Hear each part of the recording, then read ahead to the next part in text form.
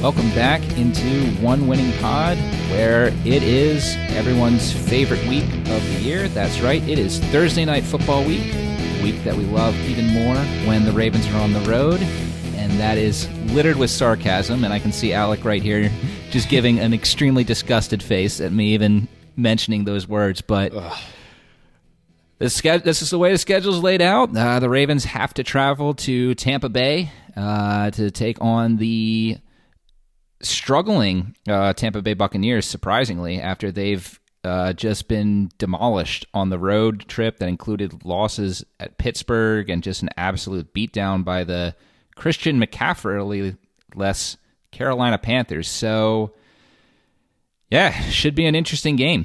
Yep, Thursday Night Football, notoriously bad for the health of the players. Just kind of a horrible institution that I really hope the NFL considers at least moving to bye week. Everyone after bye can have a Thursday night game. Seems reasonable. You get like a half bye and a half bye. It feels much better. But anyways, not the discussion for today. The Tampa Bay Buccaneers, struggling team just like the Ravens, not living up to their expectations. And I'm really curious to see how this one shakes out. I could see it going a lot of ways, honestly. But I want to think that the Ravens are in a good matchup. I think they can succeed in this matchup, but there's definitely a lot of things to be concerned about. Yeah, and the unpredictability of this matchup is you have two teams here who both fan bases feel. You look at their roster and what they've done so far, and you feel like they should be one or two wins better than what they currently are. I mean, the Ravens, we certainly know what our complaints and or, missed expectations have been to begin this year. The one thing, though, I think we can say that hasn't happened to the Ravens, but certainly has happened to the Tampa Bay, is they've had a couple games where they've lost big. Now, of course, one of those was to Kansas City at home, and Tampa was expected to be a Super Bowl contender going into this year, so they should be able to keep it toe-to-toe with Kansas City, but still, Kansas City, you've got Patrick Mahomes, high-powered offense. You expect that there is a shot that you just trip up in that game. But yeah, let's say even if the Ravens had lost to the Cleveland Browns in what would have been a close game on Sunday, that wouldn't have been as bad of a loss as what the Buccaneers suffered on Sunday. Just there might not be a worse team in the league right now than the Carolina Panthers, and you've got a head coaching change, star players getting traded away. And for the Buccaneers to just have what happened to them on Sunday, there's not many more things that can happen that would be that embarrassing for a team claiming to be a Super Bowl contender. Yeah, 3-4 losing record. They thought they had 4-3 coming into this week. I'm sure maybe there was a little bit of looking ahead, thinking they could beat this team easily. And yeah, it's just not it's not good. But we know the Ravens historically have struggled on Thursday night games and struggled mightily when they're away. And then the other thing that makes you, a little nervous about this matchup is, again, we're looking at this as, you can look at it one way. This team is completely dejected from having just lost that big loss that they did and just getting beaten in all phases of the ball. But at the same time, like, if the coaching is able to use this as a rallying and a wake-up call for this team, then they could come out of the gates at this game at home and just everyone's just laser locked in and really put up a fight against the Ravens in that case. So it could go, the momentum swing that's going to happen for the Bucs after this game is going to be something that you're really going to want to watch, because if this team comes in focused, they have the talent. Even though this is an aging roster with some injuries at key positions, they still have the talent to be able to go toe-to-toe with the Ravens, and they could easily win this game too. So predicting this game is just incredibly hard to do when we're like, we're not sure, more so than usual, what the mentality of this team is going to be after such an awful loss. 7-1 home Thursday night games, 1-5 away Thursday night games. That's just Ravens history. Yep. Isn't that wild? It's crazy. Well, let's hope they make it 2-5 with this game. I think if we want to start off looking at it from, I guess, an offensive perspective, the storyline obviously starts with Tom Brady, thought to be retired, coming back for one last season, it sounded like, and it looks like he maybe should have hung up the cleats. Definitely one of his worst seasons. I mean, not one of, I think it is his worst season. It looks like there's a lack of just, doesn't look like he's having fun, you know? And I can't blame him, you know, he's had a lot of injuries around him. The Lions notoriously banged up. And I think the most crazy stat is 7 games into the season, only one of those games does he have more than one passing touchdown. Not making mistakes necessarily, not throwing interceptions, but also lacking the big plays consistently. Lacking the ability to execute on third down. Tampa Bay's 26 in third down conversions, and they're particularly bad, I feel like, in the passing ones when I looked at it. The running seems a little bit more reasonable. The lack of turnovers is the thing that just makes the lack of big plays from this offense just all the more perplexing. And it's leading them to poor records. It's interesting. You got a stat here. This is the first time in 20 years that Tom Brady has started the season through 7 games with a losing record. You got to go all the way back to 2002. This is very un-Brady-like. And, you know, I haven't watched a ton of the Bucs, but what you watch, there's not really anything obvious that sticks out as to what's wrong with Brady. You know, you had the ball that I'm sure everyone saw that was in the highlight reels on the first drive against Carolina. Brady had Mike Evans wide open after the Panthers safety tripped on a post route down the middle of the field, and Evans, the ball was placed well, just Evans just dropped it for some reason, and other times in that game on particularly throws to Chris Godwin, just something in their timing is off. Brady frequently had low passes to him. Evans they would connect a little bit going forward in the game. He had 96 yards, but they're kind of empty calorie yards. It didn't lead to touchdowns, as we know.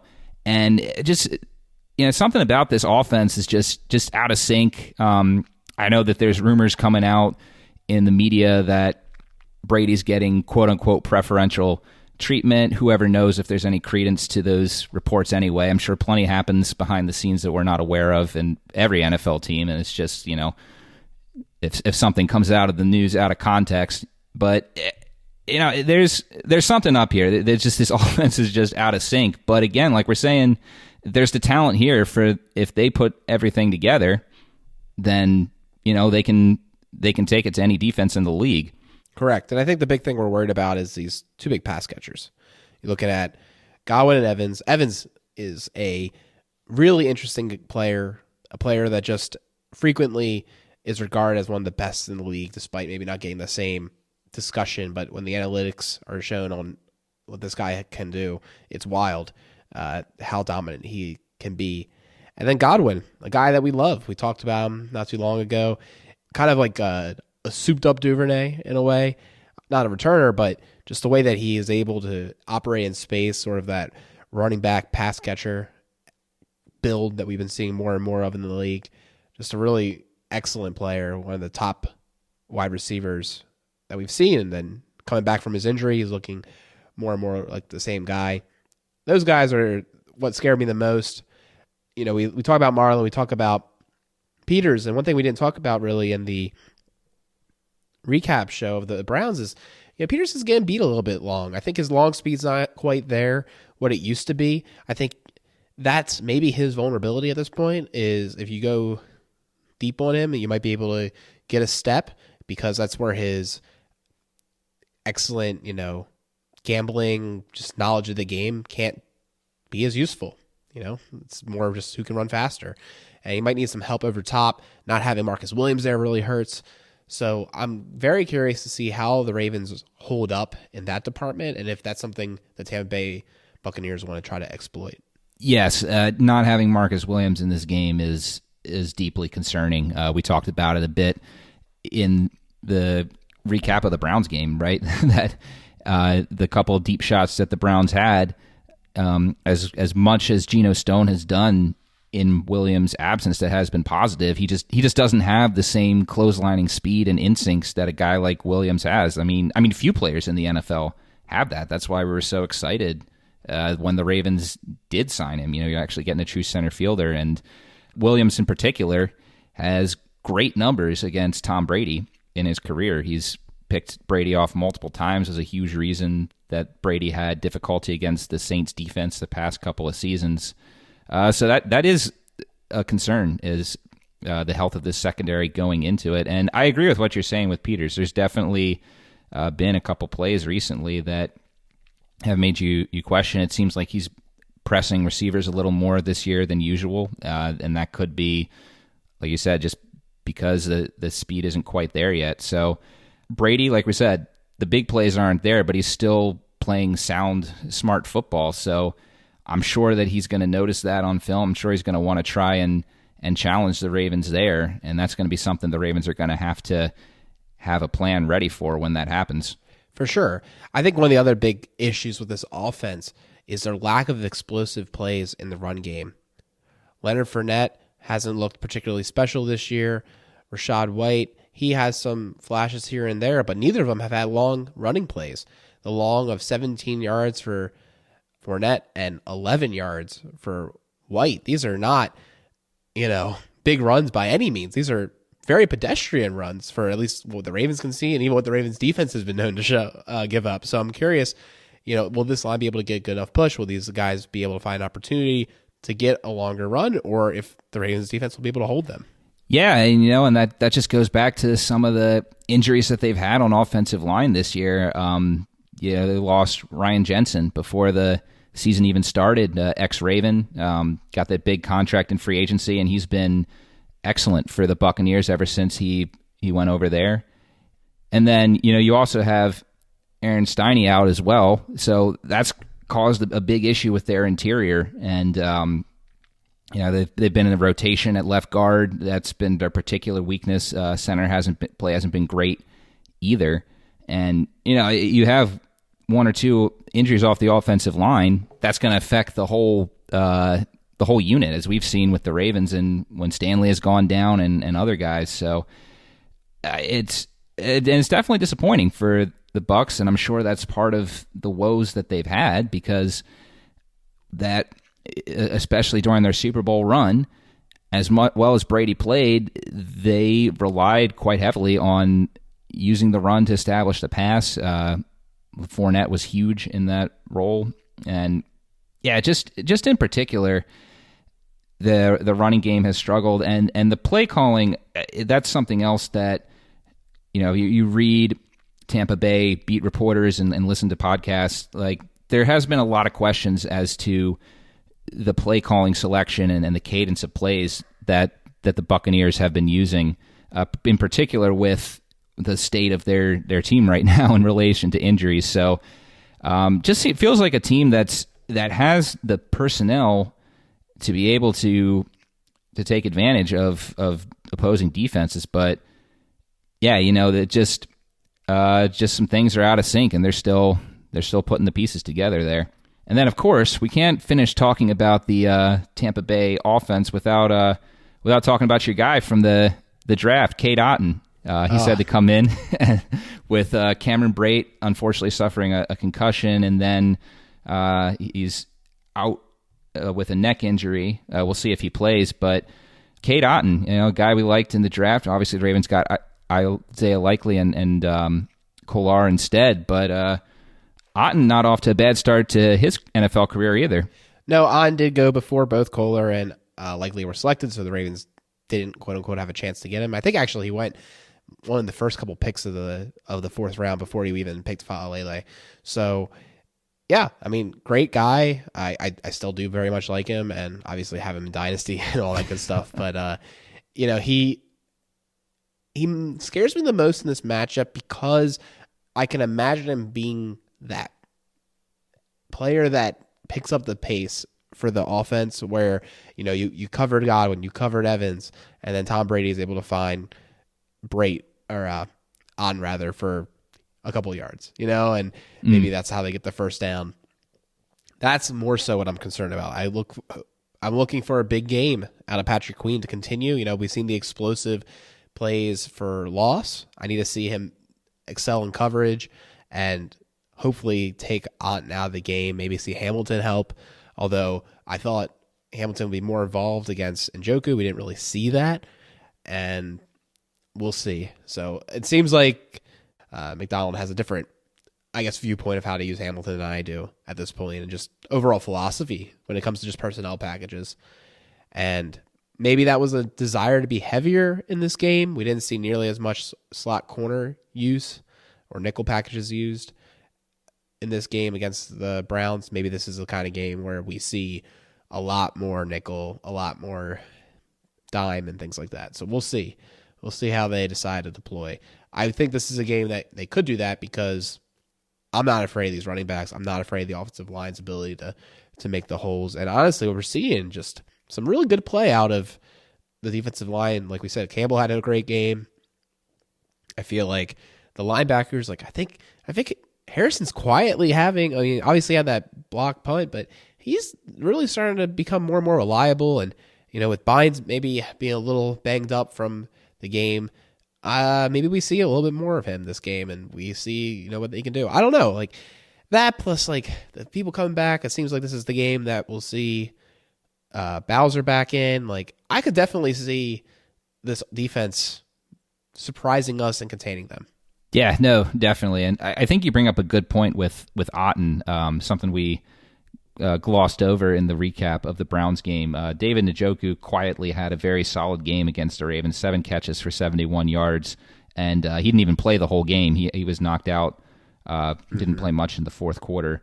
But, again, none of those plays were huge, but still, and Otten certainly, while he has a good NFL career ahead of him, it would seem, David Njoku has obviously been in the NFL longer and has had more time to sharpen his craft. But yeah, it could be an X factor for this team, especially if the actual X factor isn't playing. I don't believe he's active anymore now that they've gotten Godwin back. But the return of Bowser would be excellent in this game. And as we said, the pass rush looked great against Cleveland. So if they can keep this up and take advantage of a beat-up offensive line, the Ravens, Brady's gotten them a couple times, but ultimately you look at his career numbers against Baltimore, whether you're looking at the regular season or the postseason, in both cases, across the board, his numbers in every category against the Ravens are below his career averages, which shouldn't come as a surprise, but still,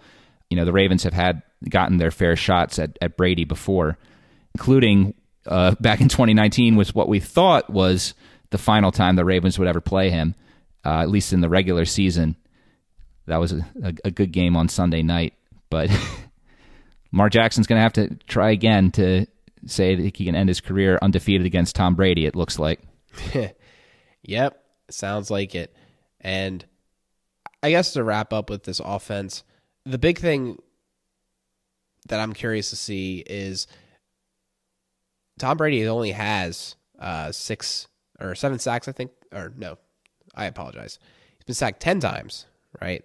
And then 7 hurries. So it's what? You think this line's not that good? I'm surprised it's not more sacks, but it sounds like they're getting the ball out fast. They're not letting that be what burns them. So I want to see, are we able to get a pass rush against him? Can we generate turnovers? And, kind of just to see how we navigate that. Because the last thing I want to see against a team like, the Buccaneers is we bring 6 or 7, probably not 7, but let's say we bring 6 and the ball's out in 2 seconds anyways. I feel like that may not be the way to beat them because they're trying to get the ball out fast anyway. So not necessarily the player to go against in blitz. So let's see how we do our pass rush. Moving over to the opposite side of the ball, as much of as the Buccaneers have struggled this season, their defense has been less of the source of the problems, I think we can say. They got out to a torrid start on the year. First 3 games of the season, their second half defense in particular was stout. If the numbers I'm reading are correct, they only they only allowed a single touchdown in the second half of any of their games in their first 3 games, but they've had some injuries since then, notably Akeem Hicks was lost after the game against the Saints, which has really put a damper on their running defense. Carlton Davis was injured against Pittsburgh. He didn't play against Carolina. He's questionable to play in this game as we're looking at it on Monday. They have Antoine Winfield in concussion protocol. And, this unit, they're, we're talking about how the Ravens defense is trending up since week one. This defense started at a lofty position, and they've been struggling ever since that game against Kansas City, really. Right. I mean, this defense, it's pretty interesting, all things considered. 17.7 points per game allowed. One of the best defenses against the pass, it seems, at least from a yardage perspective. Running defense is a little bit more pedestrian, but this is definitely a unit that scares me a bit when we look at the Ravens' offense. It's been sputtering, doesn't seem to be clicking on all cylinders. I could see how this defense could disrupt the Ravens' ability to get on track with this game. Yeah, and it's really interesting when you look at the secondary. In some ways, it's what the Ravens had to deal with, or I should say are dealing with right now. This is a unit that the Bucs had big expectations for coming in this year. I was looking over a Sports Illustrated article this morning that was published in July, and the expectation for this unit was that they could be among the league's best, maybe the league's best secondary. But you had multiple players on this team with an injury history, and you're seeing some of that right now. So, and again, we'll have to see if the Ravens are able to take advantage of that. Particularly, I think if Winfield is out at safety, that's something that you're going to want to try and attack. And regardless of who the Bucs do have in there, I think we can agree, and probably everyone listening to this is going to agree that the Ravens need to get Mark Andrews involved in this matchup. Luckily, it was fine that he got 0 receptions against Cleveland. The Ravens had a very strong game plan for the run. But this is a really strong defense against the run, even with their struggles considered. I mean, it took till the fourth quarter for the Panthers to get their big runs last week. And I think we're looking at this matchup, and the passing attack for the Ravens is definitely going to have to be better than it has been the past 2 weeks to really be able to get some leverage against this defense and take advantage of the fact that the Buccaneers offense might be struggling to put points on the board. Yeah, one thing we didn't talk about in the last episode is the Browns notoriously gave up huge games to Mark Andrews. We were saying fire him up in DFS, he's star of the week. It's all go. Don't worry about the injury. And then we hear, there's a really good scheme to get him out of the game. That concerns me. And I'm concerned that there's maybe tape out on how to take him out of the game.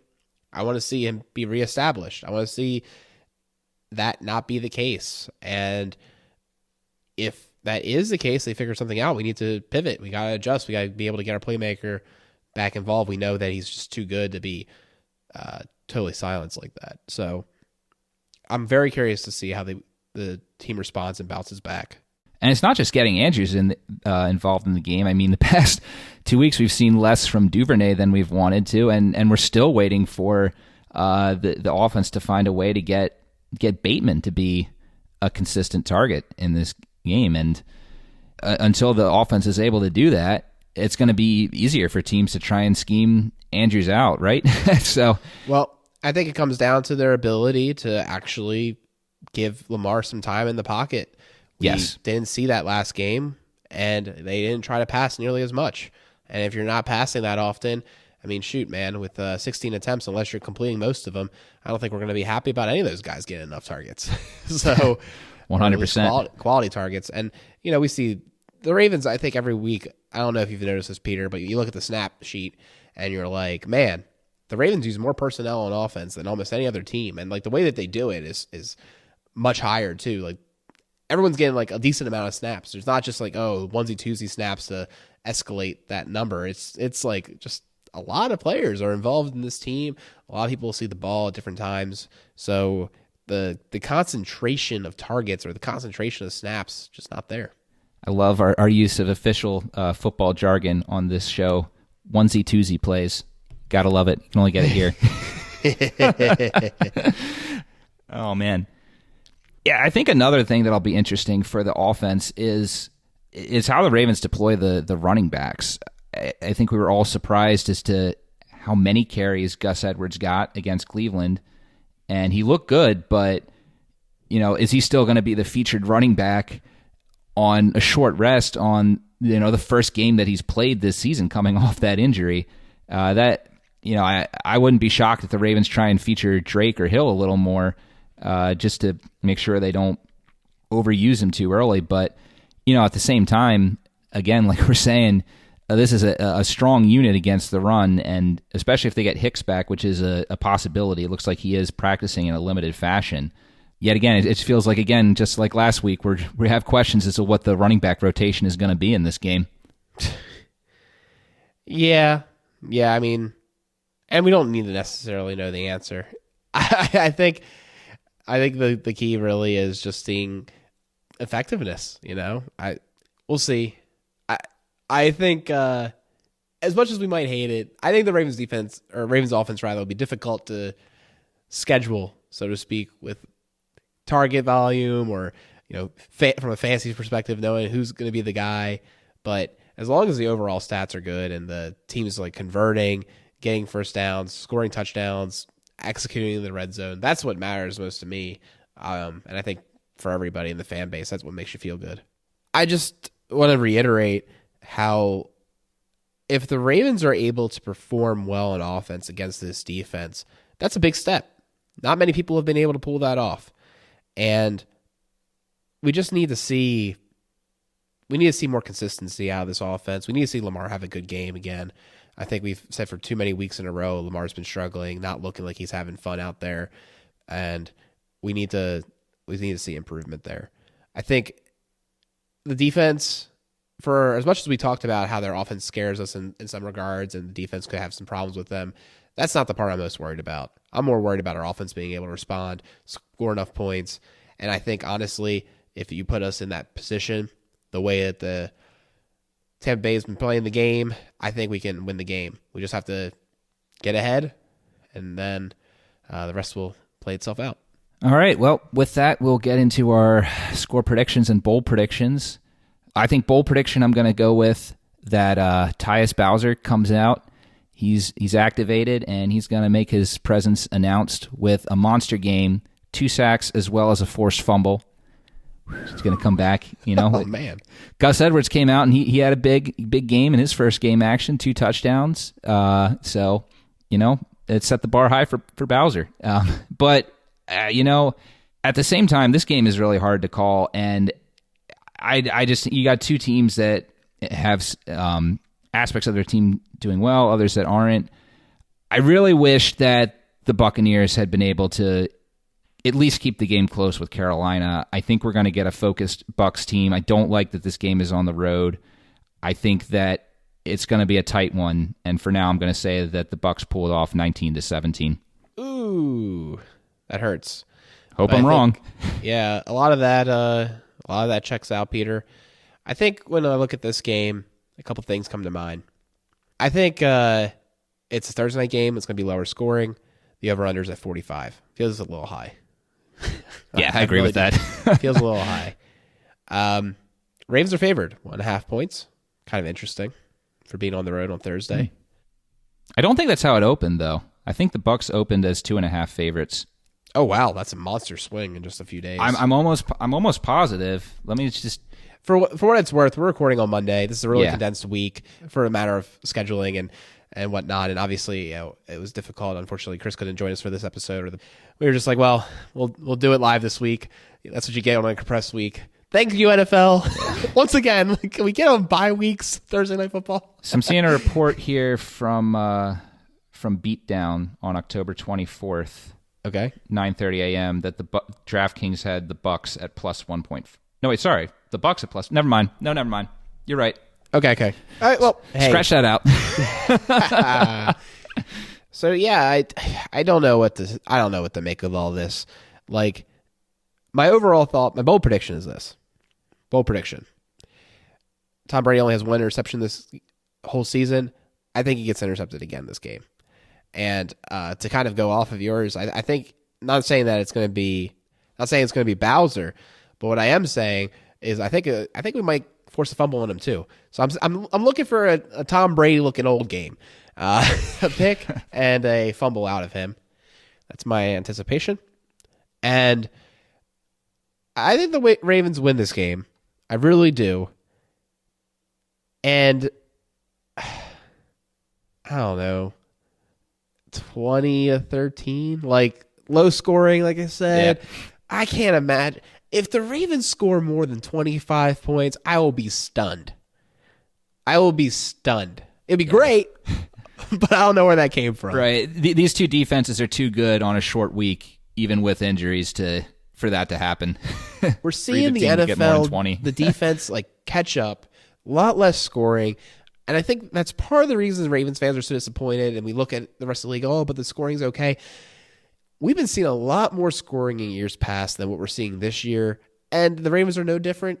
But it's weird because we were always a different offense, so it kind of feels like if any offense should be succeeding at a higher rate, it should be the Ravens. So a lot of mixed emotions around that. We'll see how it all plays out, but yeah, I'm very curious to hear what Chris has to say about this. I know he's going to be leaving his picks in the comments on the YouTube, and we'll kind of go from there. So I guess, is that it, Peter? I think so. Like we said, hopefully the Ravens can win. This is going to be a tight game, and it's just going to come down to whichever team makes less mistakes. Awesome. Well, we'll wrap it up. I think we got a cool history corner coming out. Again, short week. So what day is that going to be out, Peter? I'm debating whether to release it Wednesday morning or Thursday morning before the game. But it'll be fun. This is maybe the fifth to last time the Ravens will be meeting up with Brady, before he turns 55. They'll have a couple more matchups against him. It's just going to be less because he's in the NFC now and probably not making Super Bowls. But we're going to look at the top 5 defensive performances against Tom Brady for the Ravens. That's a fun trip down memory lane, as I was alluding to earlier. Ravens have definitely had some good performances against Brady in the past, and hopefully we'll get another one Thursday night. Well, you can find that on our YouTube channel. Find us, One Winning Pod. Soon we'll have a handle on there, and it'll be maybe a little bit easier to find us. But thanks so much for the support. The Joey Pelone photography video is doing pretty well, and I'm pretty happy about it. I think it's pretty cool, and I'm glad it seems like people are enjoying it too, maybe even reaching outside our normal circles. You can find us on Twitter as well, One Winning Pod, and email us onewinningpod@gmail.com. Thanks so much for listening, everybody. Look forward to talking to you soon after hopefully another Ravens win, and then we'll get to wait for the Monday night game, another primetime game against the Saints. But before we look too far ahead, let's just get that dub in Tampa Bay. Go Ravens.